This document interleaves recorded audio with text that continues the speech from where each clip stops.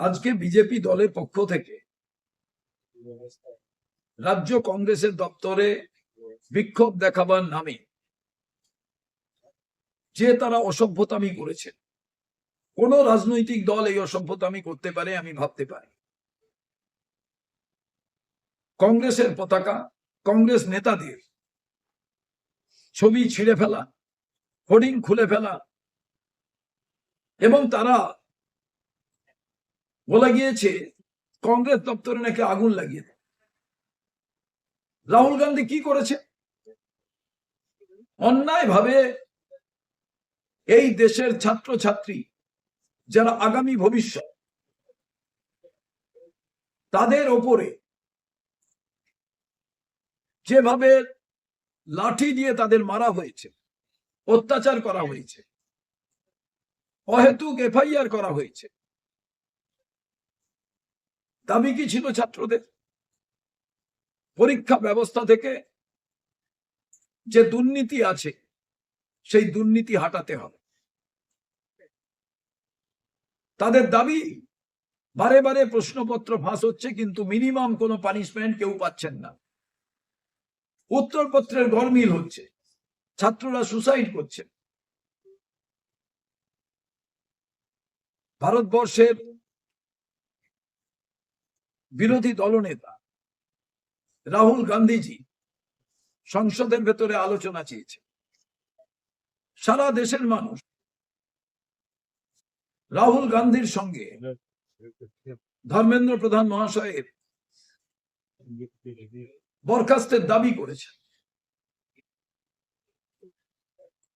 কোনটাই সরকার মানতে নারাজ, আলোচনা করতে নারাজ, অথচ হাজার হাজার ছাত্রছাত্রীর ওপরে যে নির্যাতন, তার প্রতিবাদে সারা ভারতবর্ষের শুভবুদ্ধি সম্পন্ন মানুষের দৃষ্টি আকর্ষণের জন্য রাহুল গান্ধী, আমাদের দলের নেতা সভাপতি মল্লিকার্জুন খড়গেজি, প্রিয়াঙ্কা গান্ধীজি, তারা প্রধানমন্ত্রীর বাসভবনের সামনে গিয়ে ধর্ণা প্রদর্শনের মধ্যে মানুষকে জানাতে চাইছেন আগামী ভবিষ্যৎ প্রজন্ম যে ছাত্রছাত্রী, তাদের ওপরে এই নিদারুণ যে অত্যাচার, তা বন্ধ করুন। শিক্ষা ব্যবস্থায় দুর্নীতি বন্ধ হওয়া প্রয়োজন। দোষীদের কঠোরতম শাস্তির ব্যবস্থা করা হোক। পার্লামেন্টের ভেতরে আলোচনা করুন। যেভাবে দিল্লির পুলিশ, কেন্দ্রীয় সরকার, অমিত শাহ মহাশয় ডাইরেক্টলি অত্যাচার করলেন প্রিয়াঙ্কা গান্ধী, রাহুল গান্ধীর ওপরে, রাহুল গান্ধী রক্তাক্ত হলেন, অ্যারেস্ট হলেন, এর আমরা তীব্র বিরোধিতা করি।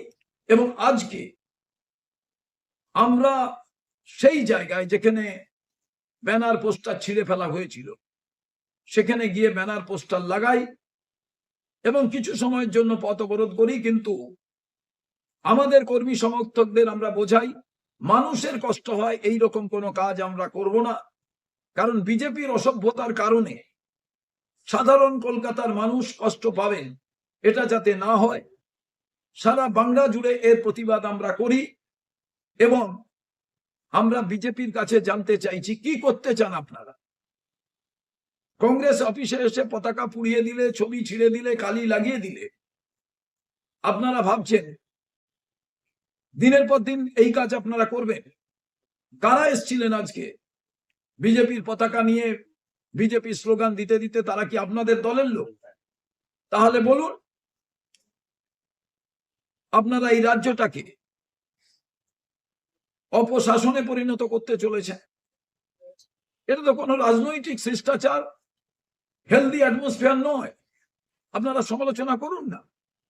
আপনাদের তো অনেক পোস্টার ব্যানার আছে, কই আমরা তো ছেড়ি না, আমাদের অনেক দলের কর্মী তো ছেড়ে না। আমি দলীয় নেতৃত্ব বিজেপিকে বলবো এরপরে এটা যাতে না ঘটে। আমরা শুভবুদ্ধি সম্পন্ন বাংলার মানুষের কাছে আবেদন করতে চাই, আপনারাই বিচার করুন।